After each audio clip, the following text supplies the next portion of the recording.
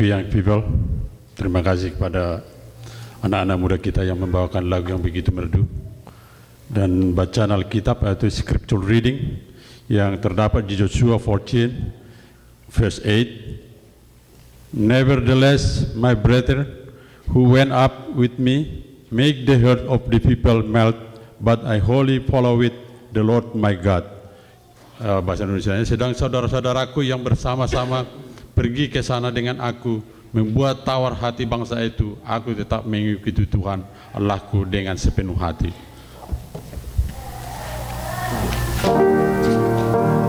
Kita menyanyi lagu tim song kita, Tuhan bersabda.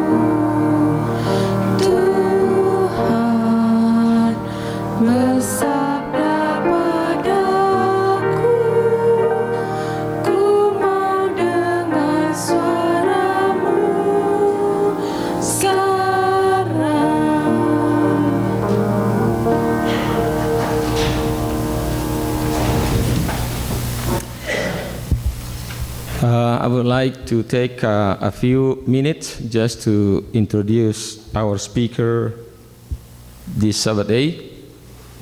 I hope that we are blessed today because we have a special guest from our conference, Southern California Conference.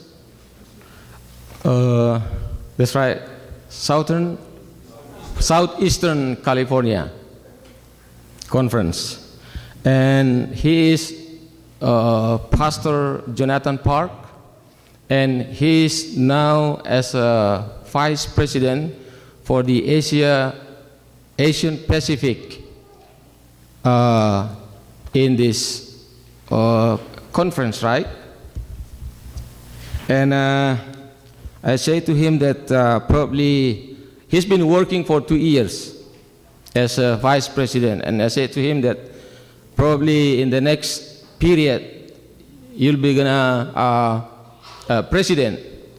And he said, "Oh no, because it's too headache." So thank you for Mr.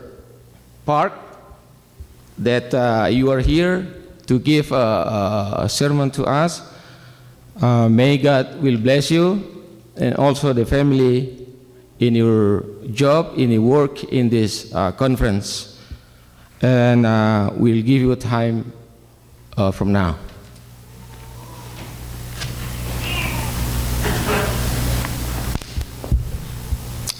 Happy Sabbath. It's good to be here. Before I start, I just want to share a short video clip. Some of your young people came to Empower Ministry Leadership Conference last weekend. It is hosted by our conference and with our hands joined with Southern California Conference.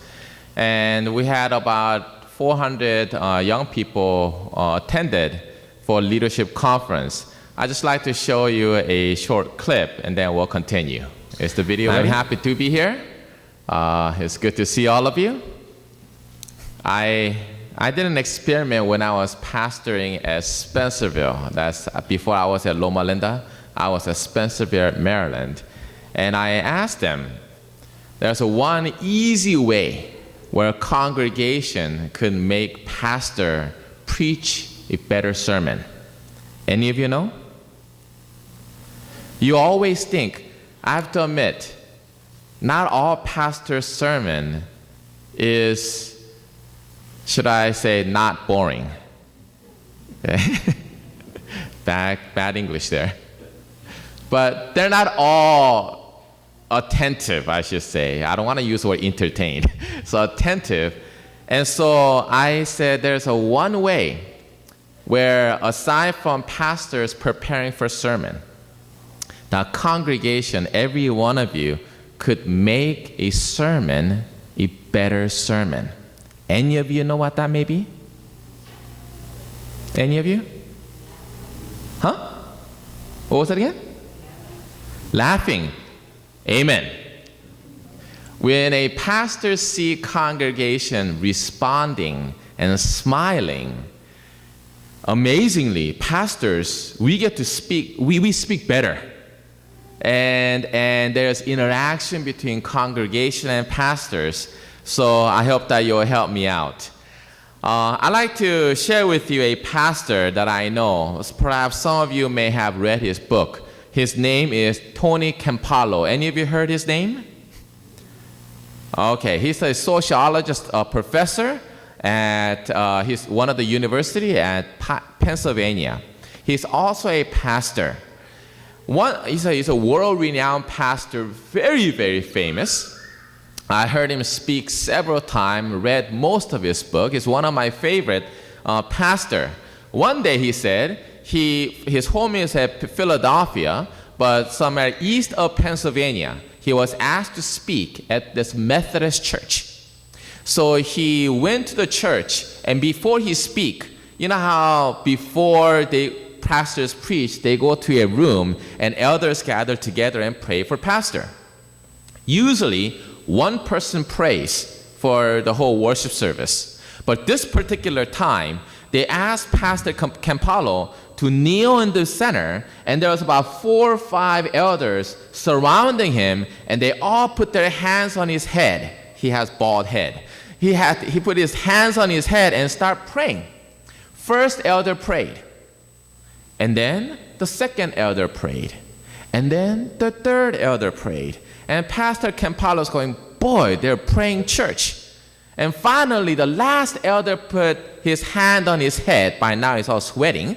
But he started praying, but he prayed a very unique prayer.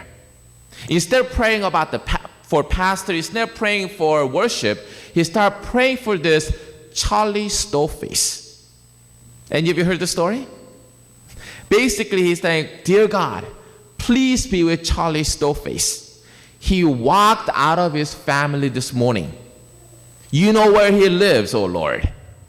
You go down the street from the church, take a right on the first light, take another right on the next right, and on the left-hand side, there's a trailer park. You go in and you take a left and take another left, and you see a white trailer. That's where he lives. And Pastor Campolo is saying, of course God knows. Why is he praying? And he said he left his wife and 3 children. Please, God, do something. Amen. So Pastor Tony Campolo thought that was a strange prayer. So he came up to pulpit, he preached, and after he preached, he got in his car, he got into Pennsylvania Turnpike, and he's going home. Couple of exits down, he saw this man hitchhiking. And Tony Campolo, Pastor Campolo said, oh, I'll give him a ride. Put aside, he hopped in the car, and they're driving, and he said, my name is Tony. What is your name? And that man said, my name is Charlie Stoveface. And Tony said, really? Your name is Charlie Stoveface? And he said, yes.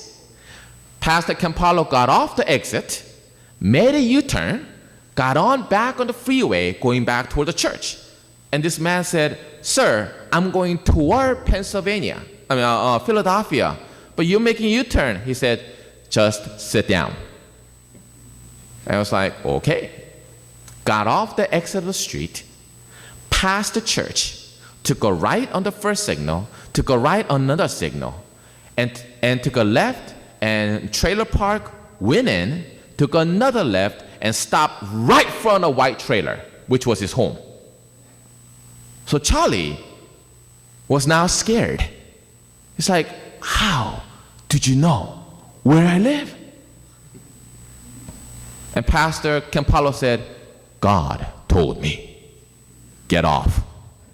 So he got off, both walked in right in front of the trailer, knocked, wife came out, they both went in. Husband grabbed wife's hand, went to the kitchen, and they were talking. Eventually, they came out, sat in front of Tony Campolo. Tony Campolo basically prayed for them and gave him short Bible study. And gave him a little marriage counseling right there. That couple today is a pastor at San Francisco. Have you ever been used by God? That is priceless. It's great to experience that God have used you. And that's something that my daughter prays every day. When she gets up, she goes, God, use me today. Because nothing is better than to know that our God, a Jehovah, God used you for some of his plan. How many of you have been to San Diego or SeaWorld? Some of you have been to SeaWorld? Okay. There, I don't know where it was, but they have this large pond. And it has all kinds of sea plants as well as sea creatures. And there is like starfish and other fishes, and kids could actually go over and put their hands and touch try to touch fishes or just plants or starfish. Kids have great time. And I was leaning over, my kids were playing, trying to reach and grab fishes, and there comes about 8-inch shark. It's gliding in. I said, ooh, that's a shark. And my kids went, wow, they're scared of sharks. And one person who worked there, and said, about these sharks, they're very interesting. This particular shark will only grow, listen to me now, only grow proportion to the aquarium size of where he lives. So if he lives in a small aquarium, he will stay small.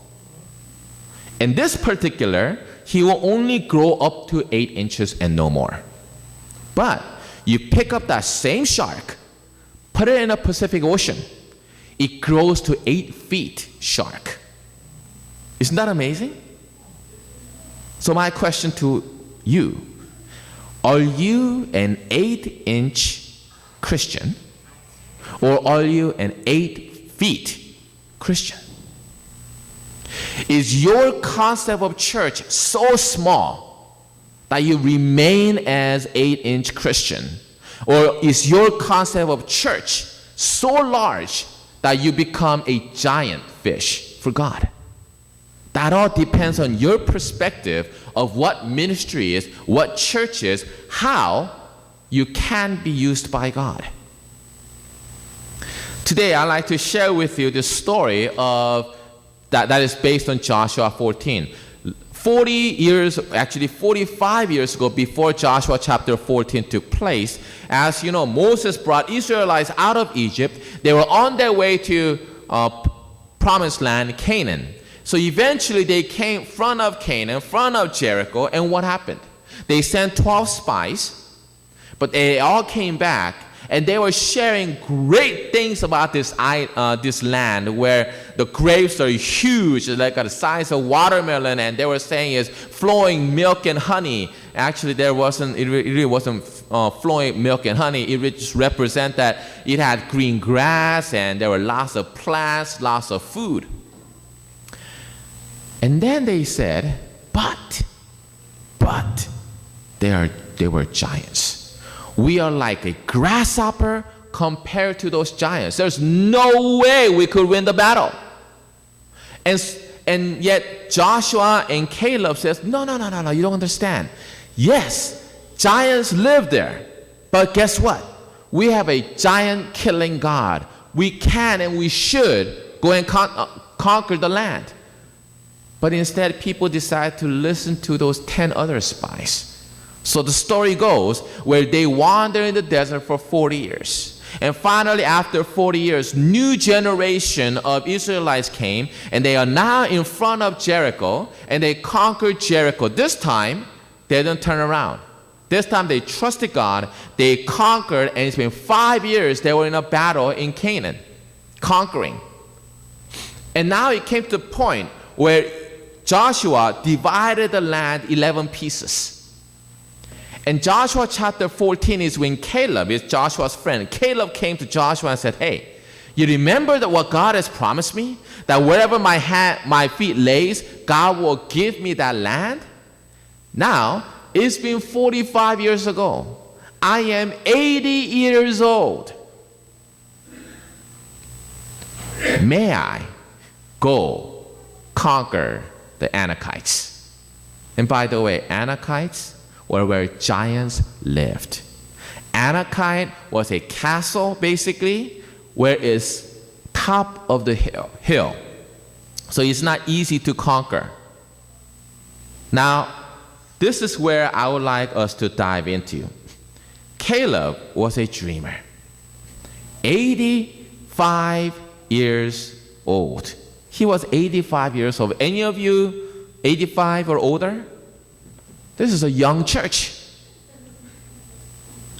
85-year-old saying, God has promised me. I've always dreamt that I was going to conquer and have our own land. I am going to get it, Joshua. Give me the permission. He's a dreamer. Many times we stop dreaming. We give excuses. I'm too old. I'm too young. I'm not educated. I'm too busy. I don't have enough money. We give lots of excuses. I'd like to introduce you to John Mueller. He traveled 200,000 miles. He preached to 3 million people. And you know when he started preaching? When he was 70 years old. I don't know if you know this person by name Ken Townsend. Actually, he's the founder of Wycliffe Bible Translation. So his role was to translate Bibles to as many different languages as possible. After he retired, he was asked by Russian people that we don't have a Bible in Russian. Can you come and translate for us? So he went over to Russia, learned the language, and translated the Bible from English to Russian. Do you know how old he was? He was 72 years old. 72, and he was willing to learn the language so that he could translate God's word. What excuses do we give? We're too old? We're too young? Look at Caleb. Age was not a factor. His dream, what God can do through him, was a factor. Many times, especially young people, we say, but I can't do much. I'm not good enough. I'm not popular enough. I'm not smart enough. It's always not. Here is what God asks you. God asks you to do something that is very, very simple. Here's you. If I could find water. Some of you believe that you're only this full. That's it. And many times, this is not just toward young people, by the way. Many times, what do we do if we're half full? Many times, what we do is we wait. We wait till we are completely full. And then we say, God, now I am ready to be used. I'm just not good enough. I just don't have enough time. I don't have enough money. I don't have enough education. Our church is too small. Our church is too this, too that. We give lots of excuses. Why? Because we say, we're not complete. We're not full. Let me tell you what God tells us. God tells us your responsibility is not to fill your cup. Your responsibility, my responsibility is whatever God has given you, our responsibility is fill another cup. Do you follow me? You're not supposed to wait till God fills you up. Your responsibility is whatever you have, share with somebody else. That's all it is. When you are empty, you're done. You have fulfilled your responsibility. And when that happens, guess what God does? God fills you up. again. But let's take this concept a little bit farther. If our church, this Inland Empire Indonesian church, if this person, although they're only part full, if this person says, hey, you're empty, let me share with you, and that's all he does, and another person said, hey, my job is not to look at how full you are, my job is completely to empty mine and keep emptying. If we do that, this person is full. Elders, parents, your role is keep emptying yourself to young people. That way, young people are full. But young people, your job is not to wait until you have everything complete. Whenever somebody fills you up, just keep filling. And guess what? There comes a time where God will just continue to fill. Whenever you're empty, God will continue to fill it up. That's what we call our church is full of Holy Spirit. Your responsibility is empty your cup. That's all it is. Don't wait. Caleb, 85 years old, he didn't say, oh, I'm too old. I can't do this, I can't do that. All he said is, yes, I am old, but God has given me a dream, and I'm going to go for it. Whatever happens, happens. But God promised me, and I will claim it. That was his attitude. And as you know, when that took place, it happened. Many times, we need to remind ourselves is verse 11. He said, I am still as strong today as the day Moses sent me out. I'm just as vigorous to go out to battle now as I was then. Will you believe somebody when somebody 85-year-old said, I'm just as young, I'm just as energetic as when I was young? No, he's lying. But guess what? What Caleb did was not necessarily looked at himself. He looked at God. Just as God worked through me when I was young, God will continue to work through me even when I am 85, and I'll be just as effective. You see, Joshua didn't just pray, God, please be with me, God, please be with me, and then hopefully those giants will die so that he could walk into that castle, that land. That's not what it took place. Giants that lived 45 years ago still lived when Caleb came around. And instead of waiting for that giants to die, Caleb says, no, I am going to conquer those giants. As you pursue your dreams, as a church, as an individual, as a young people, as an old person, doesn't matter, whatever when you pursue your dream, understand there will be giants out there. There's giants of opposition. You try to do something at church, there's always somebody who says, nah, that's not going to work. There's always giants of failure. When you try to do something, there will be always an elder, always deacon, always somebody who tells you, oh, we tried that doesn't work. Always discouraging. But let us remember the heroes that we know. Walt Disney, one who built Disneyland and Disney Channel and whatnot. Walt Disney, when he first interviewed for his first job, he was rejected. And you know what they told Walt Disney? You are not creative enough. You know Oprah Winfrey? That famous woman? When he first applied job to TV station, guess what they told her? You are unfit for TV. Michael Jordan, Magic Johnson, all this who we call successful entrepreneurs, successful athletes, successful this, successful that, they all got rejected. They all didn't make it first time around. There's always giant of failure in front of us. But if we limit ourselves so that we don't have to deal with these giants, we will never accomplish anything. Caleb actually went out to battle to win.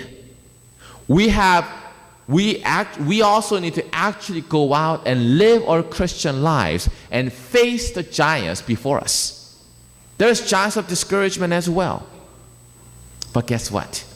The God that you and I worship is a God that is God of encouragement. There is, in Tennessee somewhere, there is this lady by name Karen. Now this Karen had a 3-year-old boy by name Michael. And she was pregnant with a little girl. And Michael was so happy that he was going to get a little sister. So he's always rubbing mother's stomach and singing and talking to his little sister even before she was born. And there was a routine that he started.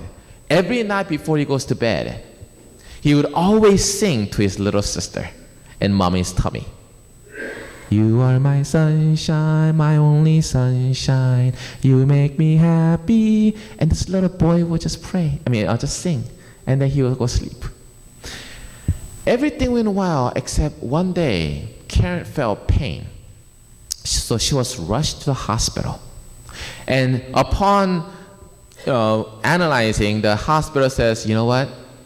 You're in some serious condition where our hospital is too small. You need to go to the largest hospital in Tennessee.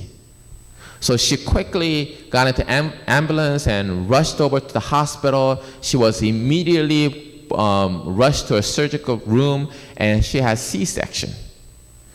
She was okay, except baby wasn't. Baby was too small. There was lots of complication, heart failure, and so the doctor told Karen, ma'am, we're sorry, but we don't think your baby will make it. But we will do everything we can. So they worked on that little baby for a week. The whole time, Michael was saying, Mommy, Mommy, I want to see my sister. When can I see my sister? But then as you know, little boy cannot go to ICU. So Karen will go and see this little baby in this incubator, just barely breathing. Her vital sign was almost flatlined. Every so often, it'll have beep. And doctors, after working on the little baby for a week and a half or so, finally came up to Karen and says, ma'am, we're sorry. We believe we have done everything that we can. We just don't think she'll make it. You should prepare for her funeral.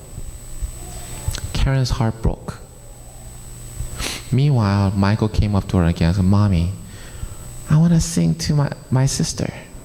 I want to sing. And it dawned on Karen that if Michael doesn't see his little baby sister now, he may never see her alive. So she dressed him on this oversized scrub and walked into ICU. And the head nurse says, ma'am, you cannot bring that little boy in here. And she said, watch me. He will see his younger sister. And stomped across the hall and went into that little room where her baby was at. So Karen put Michael on a chair, and there he saw this little incubator with little baby just barely moving. And then he starts singing. You are my sunshine, my only sunshine. You make me happy. And he starts singing. And guess what? The vital sign that is almost flatline and every so often beeps. That vital sign went beep, beep.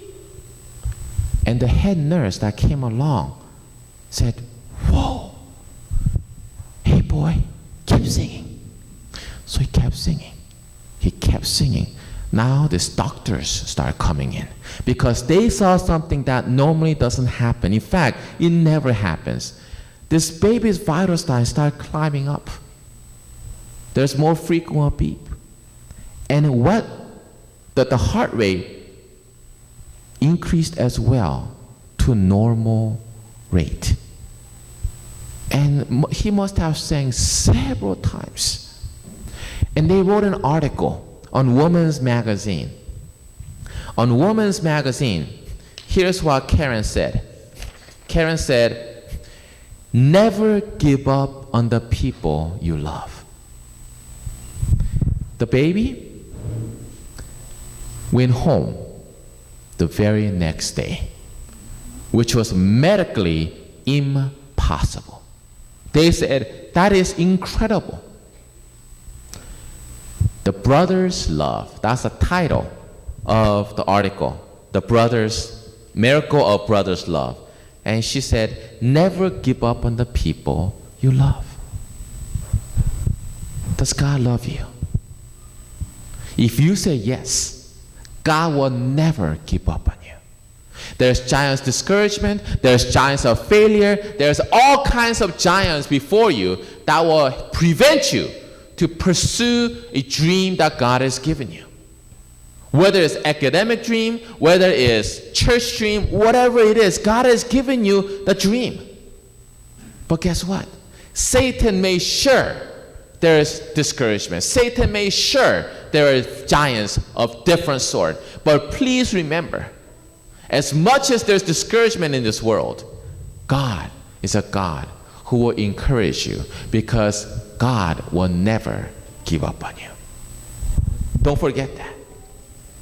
In verse 12, he says, "Give me this hill country that the Lord promised me that day. You yourself heard that the Anakites were there and their cities were large and fortified, but Lord helping me, I will drive them out just as he said." The key word here is God is with us. God has promised me, and Lord helping me, God is being with me.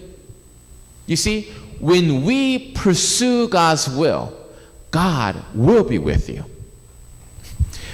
When I was in college, there are several questions we always ask. What am I going to be? I already knew that. Since I was 10 years old, I wanted to be a pastor. So I knew what I wanted to study when I went to college, theology. So career, actually I don't even call it job or a career, it's a calling. I knew what I wanted to be. I knew what God has called me to be, a pastor. The next question, who am I? I didn't have any issue with who I am. I was Christian, I was Korean, I knew who my dad was, both physically and spiritually. I knew who I was, so I didn't have that issue. The third, who am I going to marry, was an issue to me. It's like, God, who am I going to marry? I'm going to be a pastor. Come 27, I probably will have a church, but I need to be married before I take over a church. Come on, who am I going to marry? That's a big question.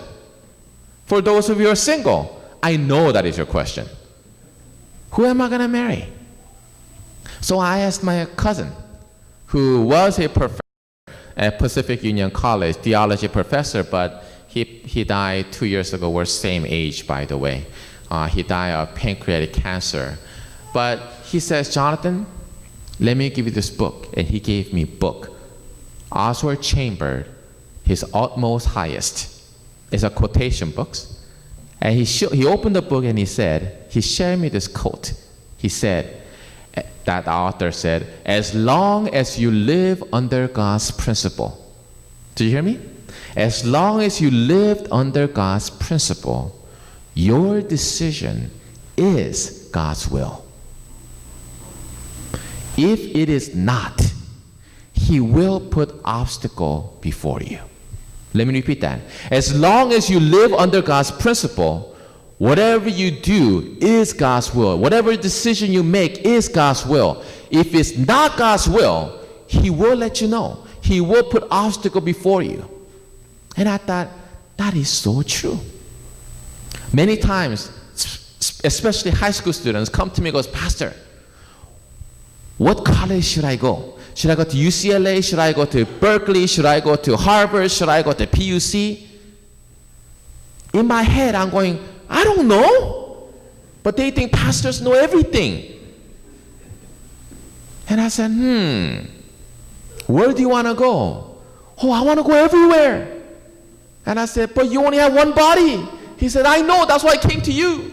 I said, let's pray, But I realized when my cousin shared that quotation with me, when you have a choice, let's say from Pacific Union College to La Sierra, where should I go? If equally they're both good choice, whatever you decide is God's will.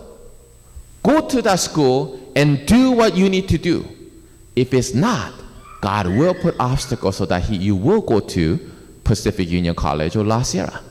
Now, what is very important is the first phrase, as long as you live under God's principle. When you are controlled by God, it is then that whatever you decide is God's will. Very important. You can't just say, whatever I do, it is God's will. If you don't live under God's principle to begin with, that's very, very dangerous. Caleb here, it said, conquering Anakites. That's what I want to do. You know why? He lived under God's principle. He knew that was promise that God has made. So he said, I want to go. So he went. And he conquered that particular land. You are never too old. You're never too young to dream. Your responsibility is simply to empty your cup. You need to vigorously work toward your dream. And finally, God is with us when we strive to do His will. People say Gideon doesn't have faith because he tested God. In fact, out of 12 disciples, people criticized Thomas because he couldn't believe God, Jesus resurrected. You know those two people, right? But I like to give a different twist. I appreciate Gideon. I appreciate Thomas. You know why? It reflects who God is. It's best that we just trust God.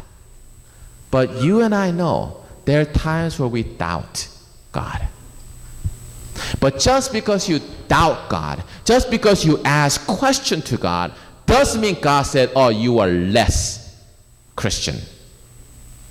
When Gideon asked for some kind of proof, God gave. When Thomas said, oh, there is no way Jesus could be resurrected, Jesus came to him and said, touch my hand. Feel the scars on my hand. That's a God that we worship. Young people, when you go to college, especially if you go to non-Adventist colleges, you will go into science classes and be heavily influenced by evolution and different teachings. And you will go, wow, all that creation that I learned, they are giving so many proof that evolution is true. That is a fact.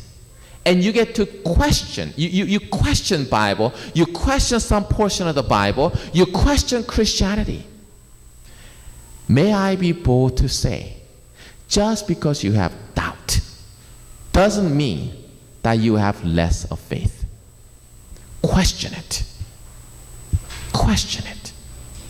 But make sure that you also study the scripture. Some people say creation is a theory, evolution is a theory. It takes faith to believe in evolution. It takes faith to believe in creation. It's a whole different matter, so I'm not going to get in here. But just because one doubt doesn't mean that they are disowned by God. God actually works with you. And let me wrap it up with this story. There was this man named Bob. living near Washington, D.C. He was a salesperson. He was an atheist. He doesn't believe that God exists. For some reason, he decided to have Bible study with this pastor. So they were having Bible study, and in second or third Bible study, pastor talked about prayer. And Bob said, prayer? Really?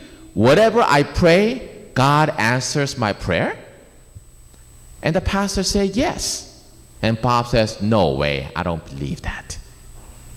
So he said, so pastor did something that you should never do. He said, let's make a bet. Let's bet. Obviously, he wasn't a Seventh-day Adventist pastor. He said, pray for 30 days, and if God answers your prayer, I will give you $100. But if God answers your prayer, you give me $100. That's pretty bold. I would have said, I don't know if I would have waived $100. But Bob said, sure, I will do that. So he went home. First time that he had to pray by himself. Other times, pastors the one who prayed. So he goes, what should I pray for? And on his desk, he saw a globe, Earth. So he spun it, and he put his finger, and hit Africa. And he says, I'll pray for Africa for 30 days. And he says, dear God, I'd like to pray for Africa. And he realized, Africa's too big. So he looked at the map again, and closed his eye, and he pointed Congo. I said, okay, at least I could pray for Congo. And he started praying for Congo. First day, second day, a week went by, 2 weeks went by, 3 weeks went by, and finally the fourth week, he's still praying and nothing's happening. He went to one of the convention.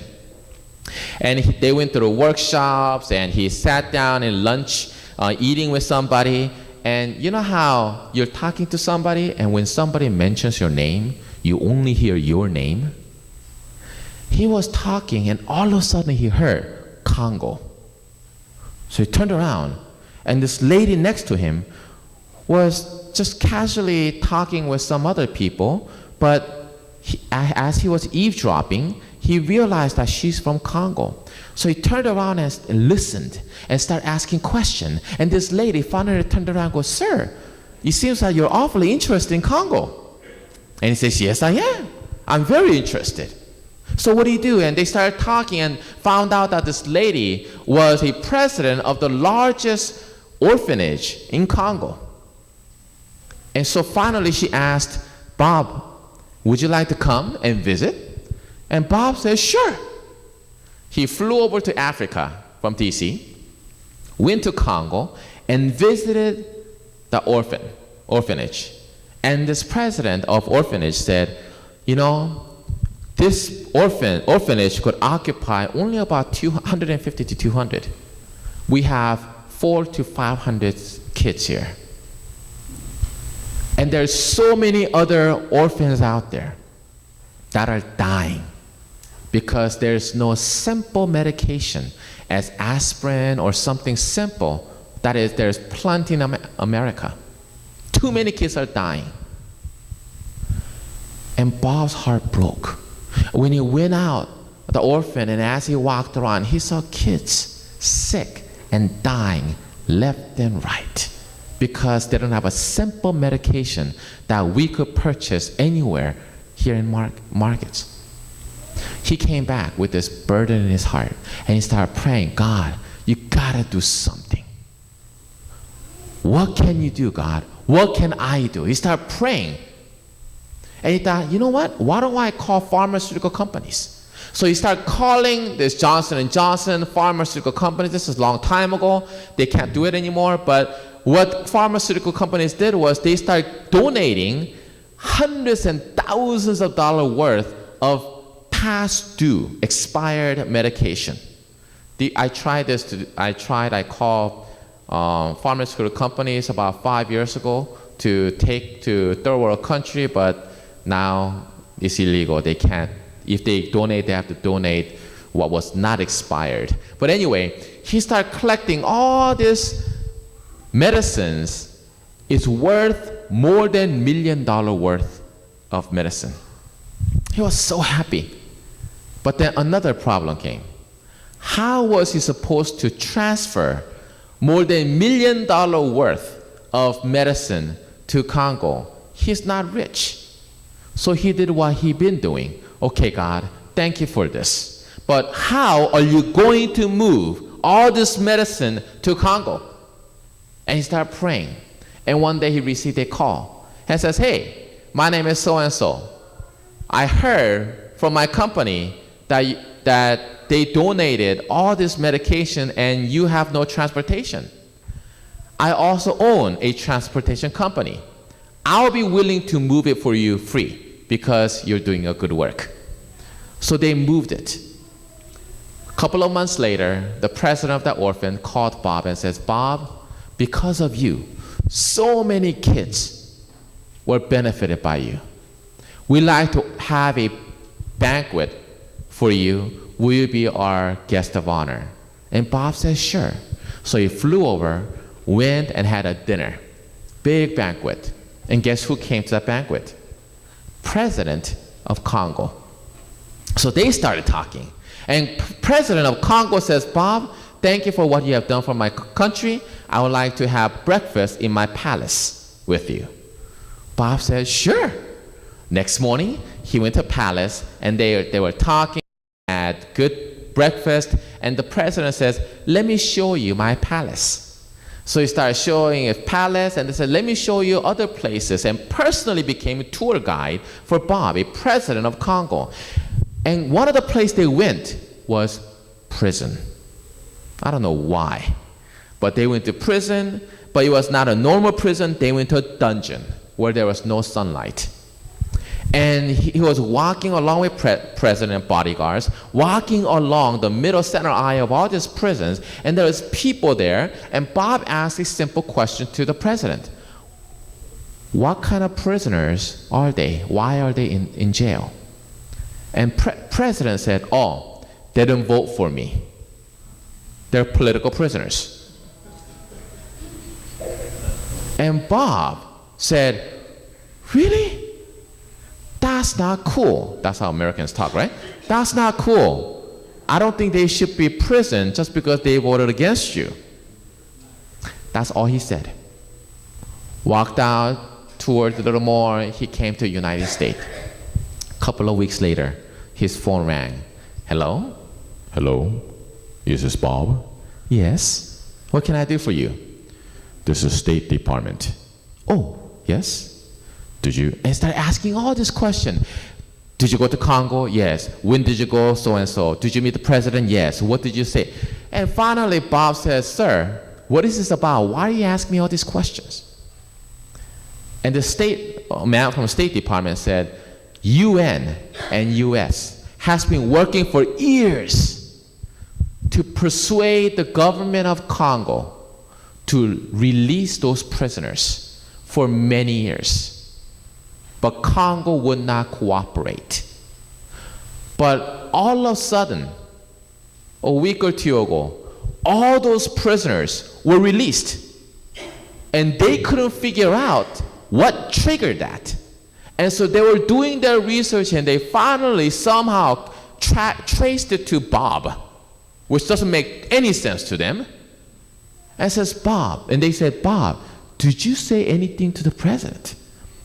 And Bob said, well, yeah. I said it wasn't cool and that he should let them go. Isn't it amazing? Power of prayer. Isn't it amazing when one is used by God, how he could change a nation?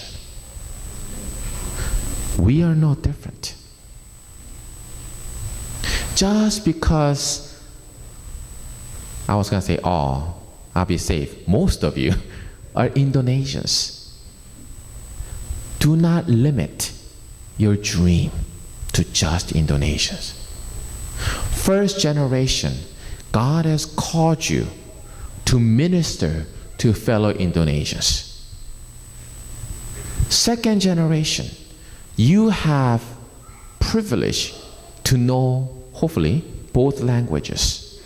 Your role is to make sure that you're faithful to the growth and health of first generation, as well as to reach out to non-Indonesians. We do not need to make this church American church. There's plenty of American churches out there. But Indonesian church have a different flavor. You have Indonesian flavor worship. You have Indonesian flavor activities. You have Indonesian flavor evangelism that American church, Korean church, Japanese church, Spanish church does not offer. More and more churches are becoming multi-ethnic, but they're not all Samoan church. They're not all American church. Still, within multi-ethnic church, there is predominantly Indonesian, there's predominantly Korean, there's predominantly Hispanic. What is God's dream for you? Academically, your career-wise, what God has called you to do in this church, what is it? If you don't know, it is my challenge to you to spend this afternoon, spend this week, getting down on your knee and asking God, God, what is it that you want me to do? What is it that our church should do? And when you pray and when you ask God to be with you, God will give you that burden. And when God gives you that burden, you could say, God, I am 40 years old. God, I am 60 years old. God, I am 12 years old. And I will do what you ask me to do. And when you take step of faith, God will use you. And that will be priceless experience. And it's my prayer that God will use Inland Empire Indonesian Church so that you will be a kingdom builder